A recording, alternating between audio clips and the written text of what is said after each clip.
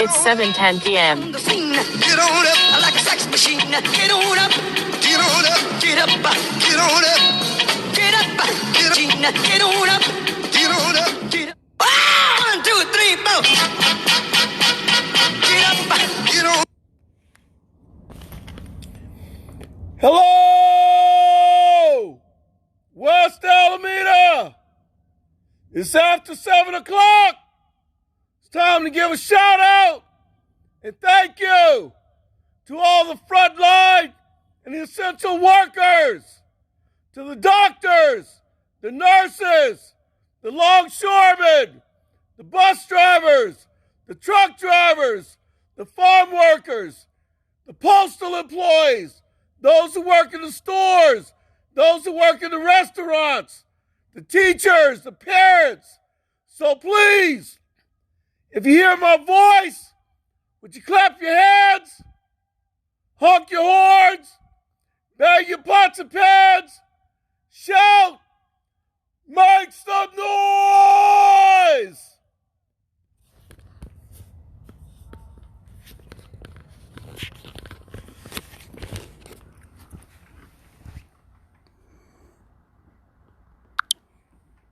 Hey, what's going on? Facebook. I hope everybody's doing good. Yeah. Hey, Anita, how you doing? Hey, Paulette, how are you? Okay, so here we are. Gotta fix it. I be doing a lot of grunting. When you old, somebody told me they don't like me always talking about playing the old people card, but I do it. So anyway, as always, I ask everybody to please keep in your prayers and in your thoughts all those who have died from coronavirus all over the world, here in the United States, the state of California, right here in the Bay Area. And also keep in your prayers and thoughts all those who have tested positive for COVID-19. Those who are in quarantine, those who are in the hospital, and people who have gone in the hospital for surgery, for illness and other things that's not related to coronavirus. And also keeping your prayers and your thoughts everybody who has passed away from anything, regardless of whatever the situation is, and just keep them in your prayers and your thoughts.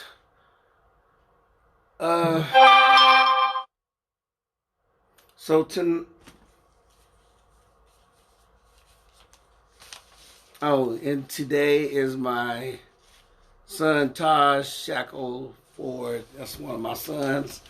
Today is his birthday. Happy birthday, Taj.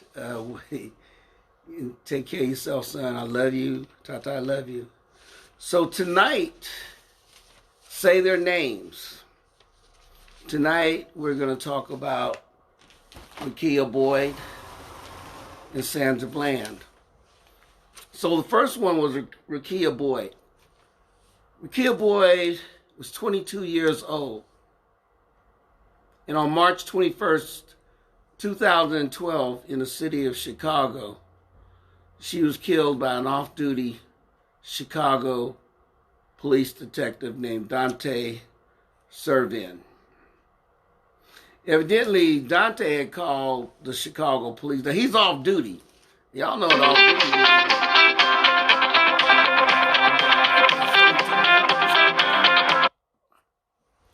So he's off duty, and he calls to complain about noise in a city park.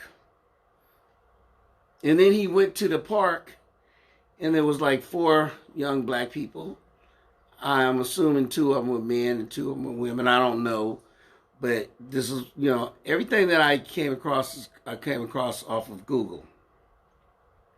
So he approached the group.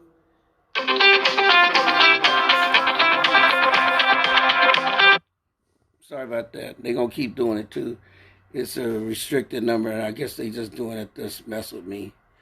He approached the groups, and they had a verbal altercation. And one of the young men, Antonio Cross, he accused Dante, who was an undercover cop, of trying to buy drugs from them. And Antonio told Dante, the undercover cop, to get his crackhead ass out of here. Now, all this time, Dante was sitting in his car, and I guess Antonio was walking up on the car with a cell phone in his hand. Dante took his gun, reached over his left shoulder. This is the left shoulder. Reached over his left shoulder and opened fire. He shot Antonio in the hand and killed REKIA Boyd, who was 22 years old. So when the Chicago police finally showed up, they accused Antonio of having a gun, and they said that Dante had opened fire because he was in fear of his life. Because he felt that Antonio was coming at him with a gun. They never found a gun. There was actually no weapon found. There's the thing that happened.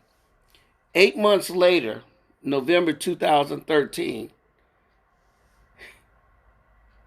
police detective Dante Servin was charged with involuntary murder. Involuntary murder. And then he was eventually cleared of all the charges on April the 20th, 2015, which was 2 years later, by Judge Dennis J. Porter. There's something, I think it was called directed jury or something like that. And basically what the judge said was he should have been charged with murder and not involuntary manslaughter. And since he was charged with a lesser charge, therefore they had to dismiss the charges. That's some mess. And in November 2015, the mayor of Chicago, Raheem Emanuel, and the police superintendent, Gary McCarthy, they suggested that Dante be fired. Of course, y'all know what he did. He resigned on May 17th, 2016, 4 years after the murder, 2 days before his hearing of termination. And you know why he did that? So he could keep his pension. So if he retired, then he gets to keep his pension rather than be fired. And that's what he did. City of Chicago ended up eventually paying $4.5 million to the Boyd family. So one of the things happened, there was a lot of protests and demonstrations. But one of the interesting things was they didn't have a lot of media coverage, and the protest wasn't all that big. And it was because of sexism. It was a double standard. Evidently at that time, everybody was more concerned with Mike Brown, Eric Garner, with young black men being murdered as opposed to a young black woman being murdered. So that sucks. Everything sucks, but it's just, that's what happened. So that's REKIA Boyd, 22 years old. Now I want to move on to Sandra Bland. Now, some of you have heard of Sandra Bland. Sandra Bland was 28 years old. I'm going to refresh your memories for those of you who don't remember her. She was driving Waller County, Texas. And she was stopped by the police for failure to put her turn signal on. Now, the cop that pulled her over was this guy named, what the hell was his name? Brian Encina. Brian had a reputation, and he had a record of pulling people over for alleged traffic violations, hoping he could find other things on them, especially minorities, women, Latinos and blacks. That was his whole thing. So when he pulled her over Actually, he got on her, and again, all this is on Google. He got right on her tail, following her. So she moved over thinking he's trying to get around her and go do whatever he had to go do. And when she did it, I guess she didn't turn her turn signal on. And that was all he needed to do. So he pulled her over, sat up here, and was writing her a ticket. And then he told her, put out your cigarette. And Sandra was like, why do I got to pull out my cigarette? I'm sitting in my car. How you going to tell me put out my cigarette? I'm in my car. So the cops say, you're under arrest. Get out your car. And she was like, why? What did I do? What did I do? Just get out your car. Get out your car. So when she finally gets out the car, she also had her own cell phone from inside the car taking video. All right, remember this. This is something that I'm going to bring back to your attention a little bit.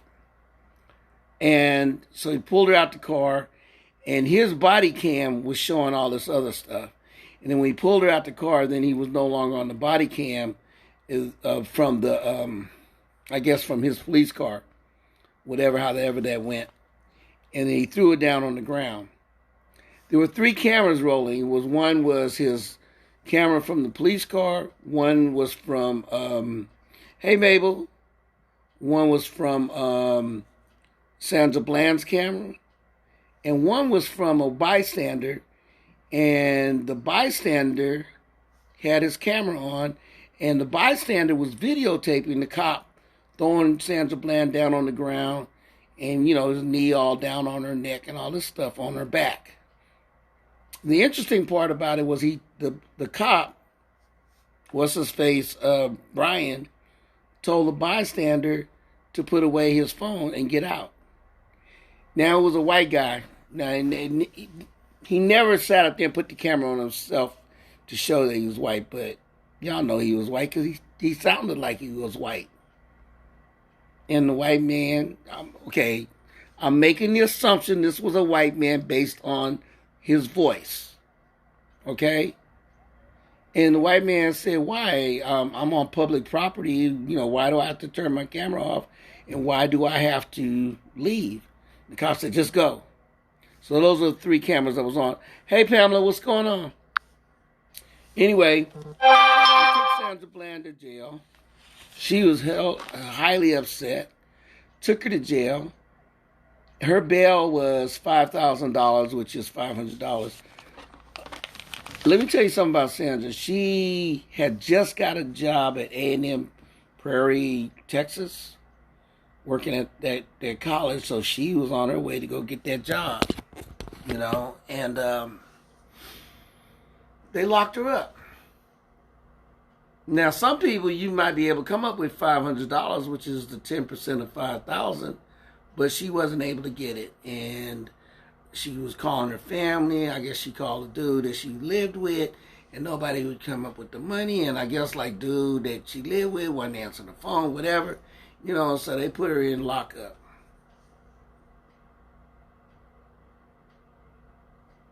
Three days later, Sandra Bland was found hanging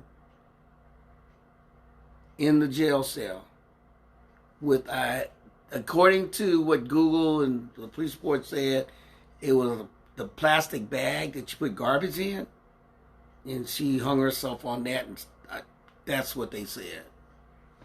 Y'all believe whatever you want to believe. I don't know, but I'm just presenting to you the facts. Remember I told you about that cell phone that Sandra Bland had where she recorded the cop talking crazy to her, and the cop told her to put her cell phone down and all this stuff? 1, 2, 3, 4. 4 years later, that phone finally came back into the possession of her parents. 4 years later. It took 4 years for the police to give her parents back the cell phone. 4 years. And when they got the cell phone, they took it to the media and all this other stuff, trying to reopen the case, but none of that happened. In December 2015, Brian was charged with perjury and it was fired by the Texas Department of Public Safety. I don't know if Texas Department of Public Safety, is that the Texas Rangers? I don't know. But, he was fired. Okay? And then in September 2016, Sandra Bland's mother was paid $1.9 million plus changes to the booking and the jail system and all this other stuff, right? So, in June 2017, the perjury charge was dismissed against Brian Encina if on the conditions that he agreed to never be a cop anywhere in Texas or anywhere else. So, I'm just presenting that to you. Mabel, yes, it is a damn shame. And, I told y'all I'd be getting them names. And these are all names that happened before 2020.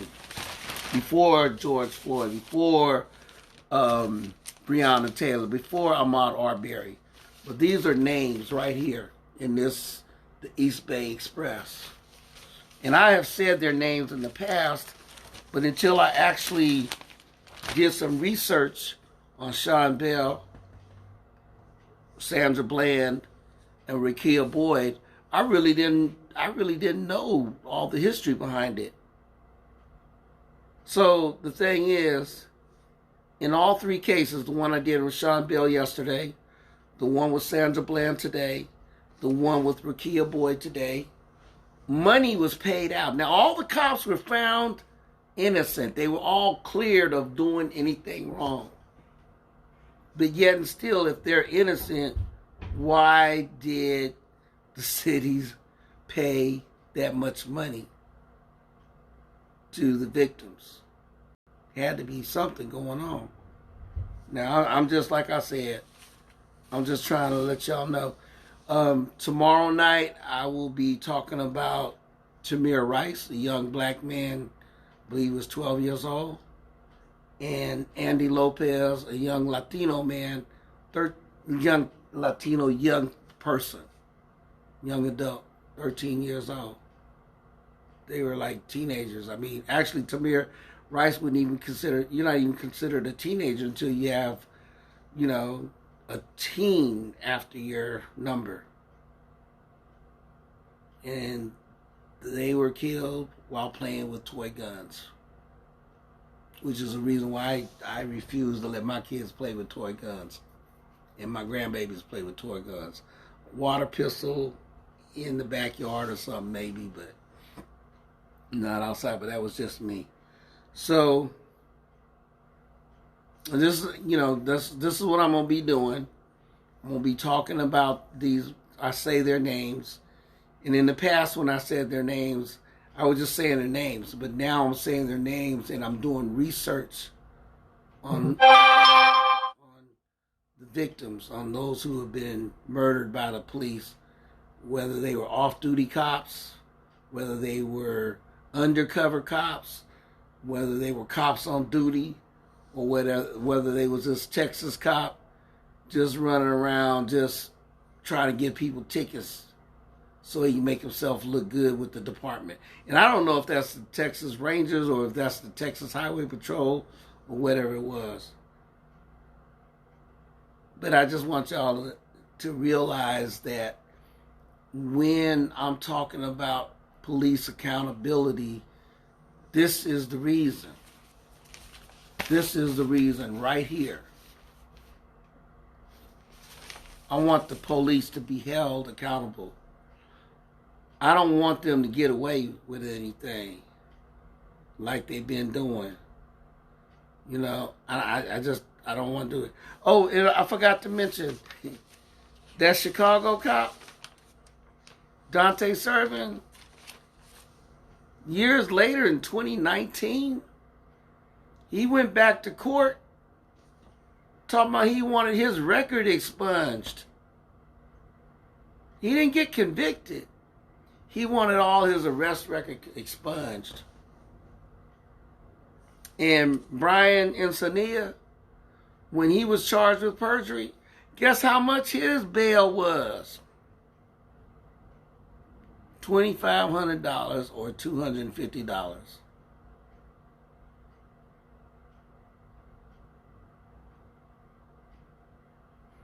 And I'm just asking y'all just to look at, hey, Che, what's going on, son? How you doing, Che? I'm just asking y'all just to look at the difference with how we are treated as opposed to how they are treated. Now, I've always told my kids all white people are not the enemy, and all black and brown and Filipinos are not our friends and allies. And I've always said judge people based on how they act towards you. And this is what I've always told my kids and my grandchildren. So this is not about a white-black thing, but it's about how look at us. See, the police look at everything in terms of black and white. All right? And I still go by this thing of Joyce Brown. Y'all don't know who Joyce Brown is. Joyce Brown was one of my girls back in San Francisco in the Banneker homes. We had a little drill team. We had a group called Ghetto Youth Movement. And Joyce Brown was one of my kids over there. Okay? And, hey, Ruthie, I'm glad you made it. And so Joyce Brown, she from my old hood. Actually, the mayor is from our neighborhood, from the Fillmore district. Joyce Brown posted something. She said, I'm trying to paraphrase it. We don't want you to shoot us the way you don't shoot them. Think about that. And another way I would put it is, if you ain't going to shoot them, don't shoot us. If you're going to treat them all polite and nice, and when they storm the Capitol building, and you're going to help them down the stairs, like, here, let me help you down the stairs, and you're only going to arrest 50 of them that day at the Capitol building that day. Then when we have Black Lives protests and demonstrations, and we are protesting the murder of unarmed black and brown people who have not committed a crime. I'm not talking about the ones that commit crimes. I'm talking about the ones who have not committed the crime. I'm talking about Sandra Bland. I'm talking about Sean Bell. I'm talking about REKIA Boyd. I'm talking about Breonna Taylor. I'm talking about George Floyd. I'm talking about Ahmaud Arbery, Tamir Rice, Andy Lopez, Alejandro Nieto, Guadalupe Ochoa. The list goes on and on and on. So if you're not going to treat us like you treat them, then there is no justice. And then justice is spelled Justus. Just us. Just us get pulled over by the police and we ain't did nothing. Just us get shot down by off-duty Chicago cop. Just us get shot down when we done left a bachelor party.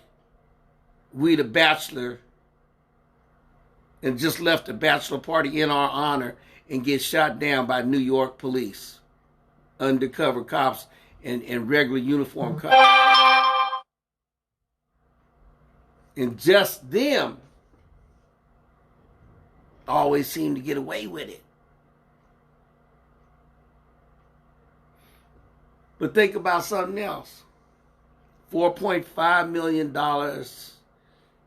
almost $7 million in the city of New York paid for Sean Bell and for the other people, the other victims that were wounded that night. $7 million.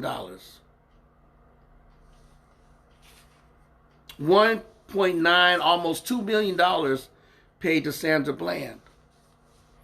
$4.5 million paid to REKIA Boyd's family. Look at all that money. That's got to say somebody was guilty some damn place if they had to pay all that money out. So here's my thing. They got malpractice suits for doctors, right? When doctors do wrong, they got to have a malpractice insurance or whatever the hell they call that thing, where the doctors are responsible if they mess up a surgery and kill somebody on the operating table by accident or whatever. Okay? Let the cops be held accountable for when they do something wrong. That's all I want. I want them to be held accountable. I want Dante Servin to be held accountable. I don't want him to get his record expunged. I want Brian and Cena to go to jail. I want the cops that killed Sean Bell to go to jail. I want that stupid ass Judge Porter who let Brian get away. No, it wasn't Brian. I apologize. It was the other one. Judge Dennis Porter allowed Dante Servin to get away with the murder. So, yeah. You're right, Che. You're right. Anyway, y'all, that's where I'm coming from. I hope everybody wear your mask. I wore a mask tonight. I was outside. It was cold. Hey, but I had on long pants tonight. I had on long pants, but it was cold outside. And y'all know I don't be cold. But I had long pants on that protect me from the wind. But I had a little lightweight jacket on. And that was not working at all. So anyway, Major Lanice Shakur, she is, to the best of my knowledge, she's doing better. So your prayers came in handy for her. Thank you. Also ask you, pray for my coworker who died in surgery. I can't tell y'all his name, but for those of you who are AC Transit operators, you can go on the AC Transit retiree page and you'll see that we're, and you'll see who it is. I want you to know that I'm praying for those of you who are in need of prayer for yourself or for loved ones or family members for whatever the reason the situation is. And that's where I'm at, y'all. I am my braids tonight. Hey, Jan, I am my braids tonight. My head was hurting. They was itching. I had to take them down. I can't do it. I just gonna have to have my hair looking like this, y'all. Y'all just gonna have to deal with me just the way it is, just like my hair is. Hey, it is what it is. So, Mabuhay. And that's Tagalog for long live. Ashe. All right. Harambe. Amandla. Hokahe. Mahalo. Wakanda forever. Namaste. Shalom. Assalamu alaikum. Wa alaikum assalam. I know I missed something. Hey, grandson. What's going on? Lolo love you too, grandson. Yes, sir. How you been? Hey, y'all. That's my grandson, Lil Siriaco. All right? Lil Siriaco. Love you, grandson. You have come such a long way. It's been about 3 years. My grandson is it okay if I tell a little bit about you? Can I do that, grandson? Cause you know me, I'm probably gonna say it anyway, but my grandson stayed out of trouble. Okay? He stayed out of trouble. He was into sports. He had his mother made sure that him and his little brother Samari, my other grandson, that he just ran track. He did football, basketball. Everybody in the hood, they knew him, and they showed him love and respect, and that's what he was doing. He wasn't no drug dealer.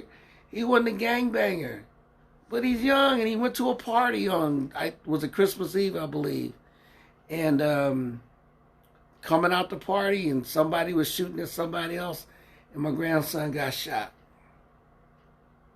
and he was paralyzed. He was unable to walk. The left side, grandson, you correct me if I'm wrong, the left side of his body, he couldn't move at all. I think his right arm, he was able to move it, but he couldn't move the rest of it. My grandson went to therapy. He did. Oh man, I wish y'all could see how he's doing. He was going to therapy. He would show us on video. His mom would put it on video. Right, so the whole body. And now my grandson, he's walking. My grandson refused. He said, "I'm not gonna get in the wheelchair." I talked to him the other day. He says, "I refuse to get in the wheelchair." And I mean, he has to be in the wheelchair, but he has decided that's not what he's going to do forever. So now he's got a special thing where he can drive a car, and he's walking, and he's getting around. Yeah, and I also want to give credit to his little brother, his baby brother. His baby brother stepped up and helped his big brother, and he stepped up and helped his mom. And I want to give credit to his mother, because this woman, this amazing woman, did everything she could to make sure that both of her sons was going to make it. And she worked her butt off, and she did everything she could to do it. And I just have to, that's right, paralyzed from the chest down, and he has come a long way. So, yeah, I have to tell y'all, this is one of those stories where, he's coming back. And the thing is, he wants to be able to help other people, especially young people like himself, so they can get to that point where they don't feel, like they can't do nothing.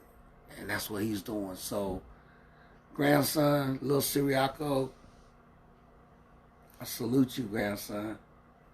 Mabuhay. Mahal kita. I love you, grandson. Mahal kita apo anak lalaki. I love you, grandson. Okay? Keep up that good work. Makibaka wag matakot. Dare to struggle, dare to fight, dare to win. Do this. Do it, grandson. Yeah. I love you so much, man. Keep up that good work. All right, y'all. I'm going to get up out of here. I know I stayed on here a little bit longer. I'll come back tomorrow night.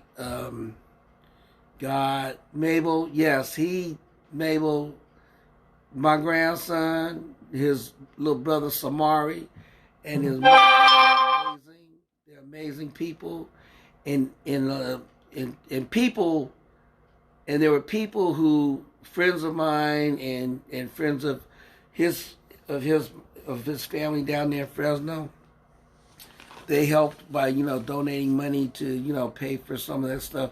But a lot of the majority of it, they did all this. But he did mostly everything on his own. He had to do that struggle and do it. And with the help of his mother and with his little brother. And with the help of God.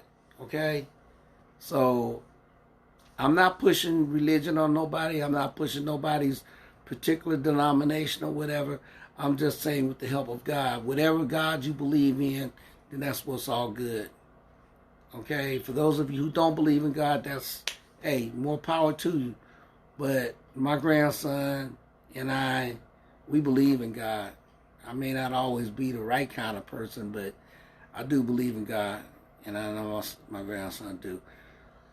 So, I'm going to go, y'all. Yeah. God puts us through it. Hey, Mark, what's up, nephew? How you doing? See, it's hard to get up off of here. This is another one of my nephews, y'all. I got a lot of nephews call me Uncle Lester, but that's my nephew Mark. Okay, so Mark has been through some things in his life, and Mark, is it okay if I can tell them? If it's okay, I can tell them that you was on there, yep, and that Mark is a fighter too. He's a warrior. Good going, Mark. Tell your dad Uncle Lester said what's up with it. Okay. All right, Mabel. Have a good night, everybody. Good night to all of you. Everybody, stay safe, stay strong. Wear your mask. Please wear your mask. I'm wearing a mask, even if my hair look messy. It is what it is. Peace, one love. Stay strong, y'all. I'm out of here.